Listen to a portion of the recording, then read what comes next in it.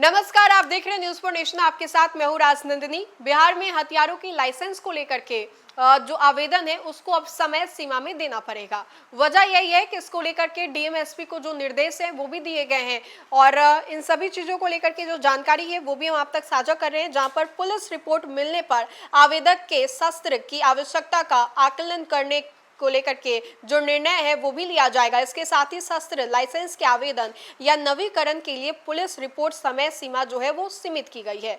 अब अगर हम आपको बताएं तो बिहार में अब अधिकारी हथियारों का लाइसेंस जो है ज्यादा समय तक नहीं टाल सकते हैं। हथियारों के लाइसेंस को एक निश्चित समय सीमा में मंजूरी देनी होगी। बिहार में जिलों के शस्त्र लाइसेंस की स्वीकृति निश्चित समय सीमा के भीतर होगी। गृह विभाग ने इसको लेकर के सभी डीएम और एसपी को निर्देश जारी किया है। विभाग ने सभी जिलों से इसकी मासिक रिपोर्ट भी तलब की है। जिलों को हर माह की 7 तारीख को यह रिपोर्ट जो है विभाग को उपलब्ध करानी है।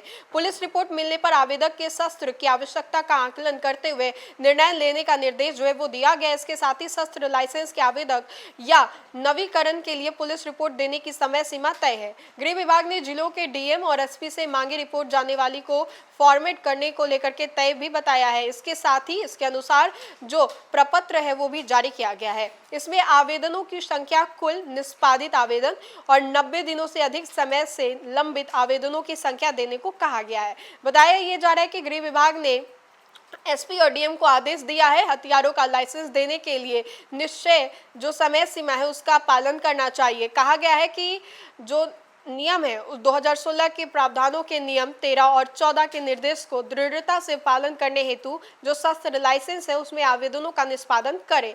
और इन्हीं सभी कारणों की वजह से यह जो फैसला है वो लिया गया है कि अब जो तय समय सीमा है उसके अनुसार आप लोग जो आवेदन है वो दें और उससे ज्यादा वक्त ना लें।